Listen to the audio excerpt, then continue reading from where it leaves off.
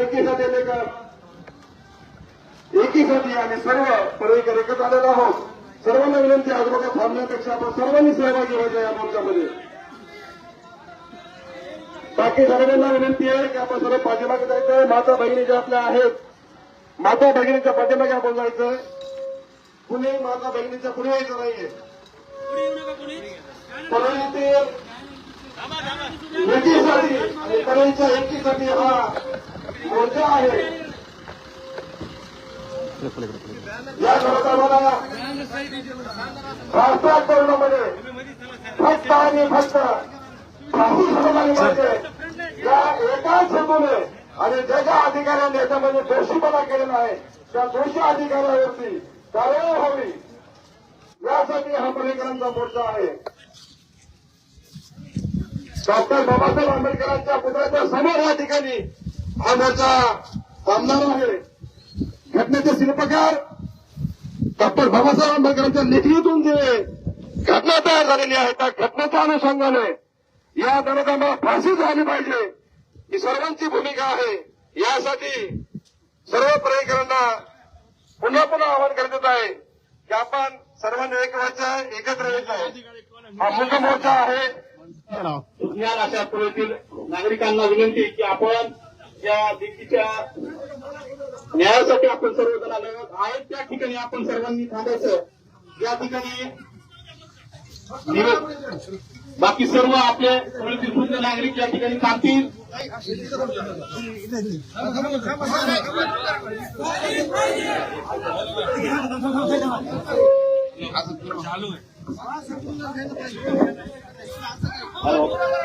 सर्वांना विनंती आहे महिला पुढील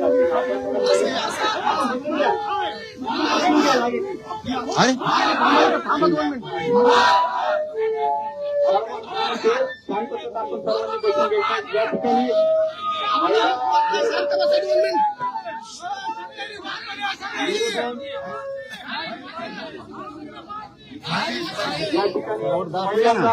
आपण वाचण्याची आपल्या काय असणार सल्ल्यासाठी याविषयी या ठिकाणी स्थानिकाचे एसएस जे आहेत भीमासाहेब यांना निवेदन देतील.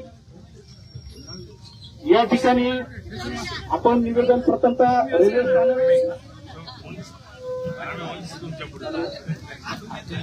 स्थानक इकडं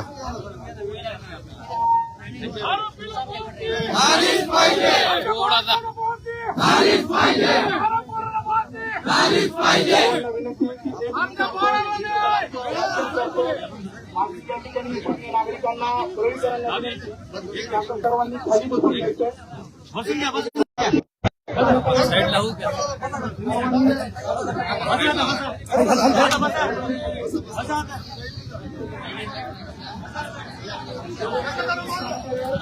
ओळखीचं कोण नका पिलू एका नका. बसा बसा नेते बसा नेते बसा नेते नेते बसा.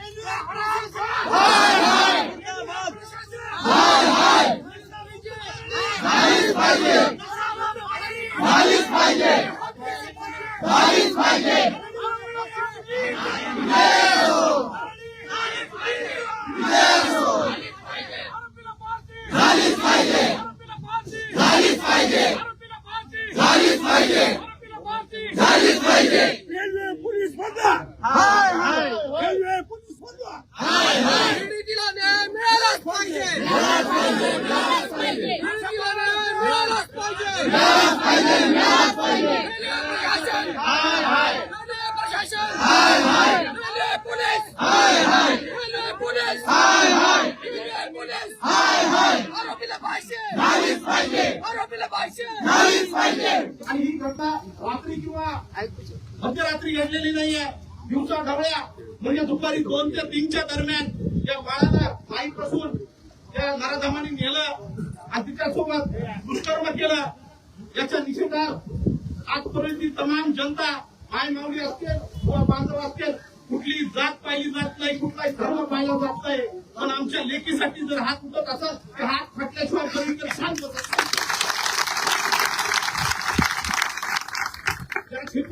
परळीतील तमाम युवा बांधव व्यापारी बांधव साहेब इथं कुठलाही बंद जबरीने किंवा भरभुरी नाहीये स्वयंस्फूर्तीनं परळीतील व्यापारी बांधवांनी बंद पुकारलेला आहे कारण की ही वज्रमोट देखील न्याय देण्यासाठी आहे त्या आरोपीला नराधमाला फाशीवर लटकवण्यासाठी आहे या ठिकाणी मी निवेदनाचं वाचन करतो प्रति रेल्वे विभाग व्यवस्थापक दक्षिण मध्य रेल्वे सिकंदराबाद विषय परळी रेल्वे स्थानकावर 6 वर्षीय मुलीवर झालेल्या अत्याचार 3 आरोपी व रेल्वे प्रशासनातील निष्क्रिय दोषी अधिकाऱ्यावर कठोर कारवाई करण्याबाबत महोदय परळी रेल्वे वैद्यनाथ स्थानक दिनांक 31/8/2025 रोजी दुपारी 2 ते 3 या वेळेत घडलेली घटना ही केवळ एक गुन्हेगारी कृतीत नसून रेल्वे प्रशासनाच्या सुरक्षा व्यवस्थेवर एक लागलेला लांछनास्पद बाब आहे त्याच्या अतिरिक्त असलेल्या परिसरामध्ये दिवसा ढवळ्या 6 वर्षाच्या मुलीवर अमानुष अत्याचार होतो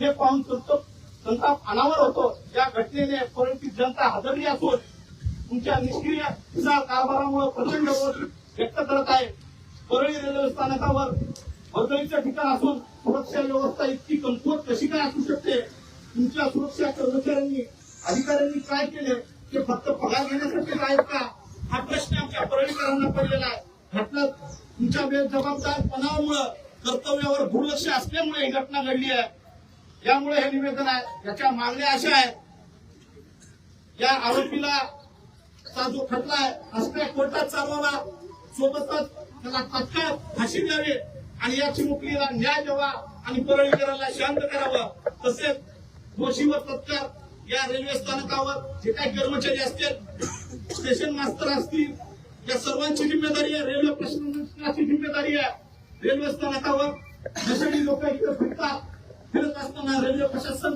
झोपीचं सोम घेऊन बसलेलं असतं आरपीएफ असेल जीआरपीएफ असेल यांनी या ठिकाणी रेल्वे स्थानकावर प्लॅटफॉर्मवर ड्युटी असताना स्थानकात बसून न राहता त्या स्टेशनवर चाललंय काय गुन्हेगारी प्रवृत्तीचे लोक येतात जातात यांच्यावर लक्ष असलं पाहिजे यासाठी जो कोणी अधिकारी यासाठी दोषी असेल त्या दिवशी ड्युटीवर जिम्मेदार असणारे आरपीएफ असतील त्या सर्वांचं निलंबन व्हावं आणि त्यांना त्यांच्या कर्तव्याची जाणीव करून द्यावी ही एक प्रामुख्याने मागणी आहे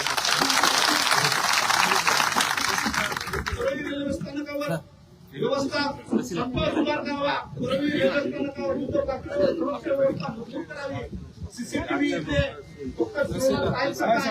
आजूबाजूच्या पूर्णपणे अर्थावरपणे लावली जावे त्या माध्यमातून या रेल्वे स्थानकात नेमके कुठल्या प्रकारचे असतात स्थानिक गुन्हेगार या ठिकाणी वावर आहे का हे सुद्धा पाहणं या रेल्वे प्रशासनाची जिम्मेदारी आहे ही एक प्रामुख्याने मागणी आहे आणि हा गुन्हेगारीचा रेल्वे स्टेशन म्हणजे लास्ट स्टेशन होऊ नये आणि हा गुन्हेगारीचा अड्डा होऊ नये ही एक आमची मागणी आहे तसेच दोषी या ठिकाणी अजून एक प्रामुख्याने मागणी अशी आहे या ठिकाणी आपल्या परळीमध्ये चर्चा आहे या ठिकाणी कोणीतरी आरपीएफ अधिकारी आहे त्या आरपीएफ अधिकाऱ्यांची काय बोलावं याविषयी जरा मनात संभ्रम आहे पण या ठिकाणी जी पीडित माता आहे मुलगी रक्तस्राव होऊन वापस येत असताना त्या अधिकाऱ्याचं पहिलं कर्तव्य आहे साहेब आम्ही तुम्ही सर्वजण ज्यावेळेस शासनामध्ये जातो शपथ घेतो त्यावेळेस तुमचं आमचं कर्तव्य असतं सरकारप्रती शपथ घेतो की मी शासनाच्या प्रत्येक कर्तव्याला समाजाच्या प्रत्येक कर्तव्याला कटिबद्ध आहे आणि मी ते पार पाडणार अशी शपथ घेतली जाते पण हे सर्व होत असताना आपण त्या पीडिताला तात्काळ हॉस्पिटलाइज करणं आवश्यक होतं त्याच्यावर कारवाई करणं आवश्यक होतं पण ते न करता अवघे 10 मिनिटं तुम्ही तिथं फक्त चर्चा करत राहिला पोलीस प्रशासन रेल्वे आपले झोपले काय असा प्रश्न परळीकरांना पडलेला आहे त्यासाठी या दोषीवर चौकशी व्हावी चौकशी अंती त्याच्यावर कारवाई व्हावी हे प्रामुख्याने मागणी आहे तसेच रेल्वे स्थानकाच्या आव्हानावर ज्यावेळेस रेल्वे येते किंवा रेल्वे जाते त्यावेळेस गैरअनुचित प्रकार होऊ नयेत यासाठी कायम आरपीएफ जीआरपीएफची ड्युटी लावावी ही एक आमची मागणी आहे या ठिकाणी या सर्व मागण्यांची प्रत आपण सिकंदराबाद डिव्हिजनला जीएमला आपण देतो या त्यांच्या प्राथमिक स्वरूपात तसेच मीना साहेब या ठिकाणी उपस्थित आहेत. आपल्या माता भगिनी ज्यांना निवेदन देतील बाकी सर्व आपण या ठिकाणी बसतील. या सोबत आर्थिक बाजूला दुसरी अशी मागणी आहे की माय माऊली ते कुटुंब रोजगारासाठी आलं होता व त्यांची भूक भागवण्यासाठी रोजगार मिळवण्यासाठी ते परळीच्या पावलांनी आला होता. पण आम्हाला काय माहिती परळीच्या एका नराधमामुळे परळीला पुन्हा एक कलंक लागेल. त्या नराधमाला फाशी झालीच पाहिजे. सोबत आमच्या परळीकरांचं कर्तव्य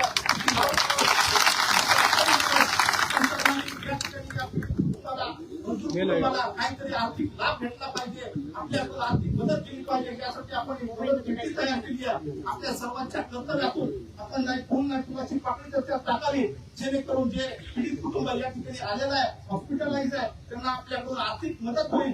यासाठी सर्वांनी मदत करावी. मी आपल्या माता भगिनींना विनंती करतो की आपण निवेदन द्यावं. हे निवेदन आपण माहितीच तो रेल्वे मंत्री अश्विनी कुमार वैष्णव भारत सरकार यांना पाठवलं. सोबत या महाराष्ट्र राज्याचे मुख्यमंत्री देवेंद्र फडणवीस यांनाही पाठवलं. माननीय डीपी साहेब रणजीत यांनाही पाठवलं. पोलीस कमिशनर तसेच पोलीस अधीक्षक पुणे जीआरपीएफ यांना सुद्धा आणि या परळी एसडीएम साहेबांना सुद्धा आपण निवेदन देणार आहोत. एसडीएम साहेब परळी प्रशासन म्हणून आपलं एक कर्तव्य आहे की आपण परळीमध्ये असणाऱ्या नागरिकांच्या या सुविधा असतील रेल्वे स्थानक असतील बाकीच्या सर्व ह्याच्यावर आपलं लक्ष असलं तेवढंच गरजेचं आहे. यासाठी त्यांना सुद्धा या ठिकाणी निवेदन द्यायचं. आरोपीला फाशी झाली पाहिजे.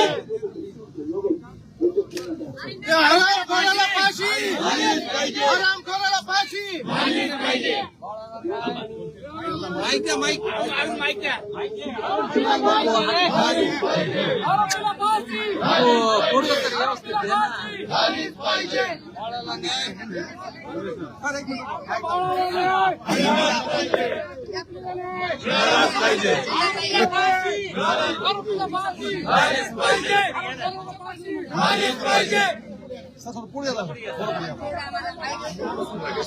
आरोपीला फाशी झालीच पाहिजे. आरोपीला फाशी आरोपीला फाशी ये जो गलत काम हुआ है उसके जो आपने मेमोरेंडम दे रहे हैं मेरा वरिष्ठ अधिकारी उनको देखा मुझको और जो भी है जो आगे कार्य शांत बसा. ऐसा कभी होता नहीं. शांत बसा रे. शांत बसा रे. कोण आहे? पोलीस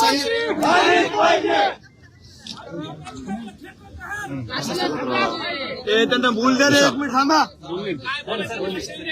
नाही ऐका ना. मॅडम पुढे या ना. पुढे या तुम्ही मॅडम. कृपया सगळ्यांनी शांत व्हावी. सगळ्यांना विनंती आहे शांत व्हावी. खूप संवेदनशील विषय आहे. शांत व्हा प्लीज. सगळ्यांना विनंती आहे सगळ्यांनी आधी शांत व्हा. संवेदनशील विषय आहे. मी प्रशासनाच्या वतीनं आपलं निवेदन स्वीकारलेलं आहे.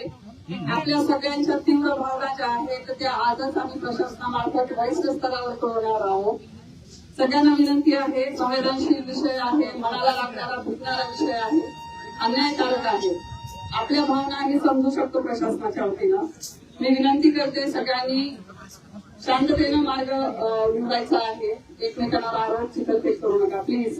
आपल्याला हे हाताळायचं आहे प्रशासनाच्या वतीनं आणि नक्कीच ह्याच्यावर कार्यवाही झाली पाहिजे. तुमच्यासोबत एक आई म्हणून माझीही मागणी असेल. मी आजच हे निवेदन वरिष्ठांपर्यंत पोहोचले. धन्यवाद. आरोपीला फाशी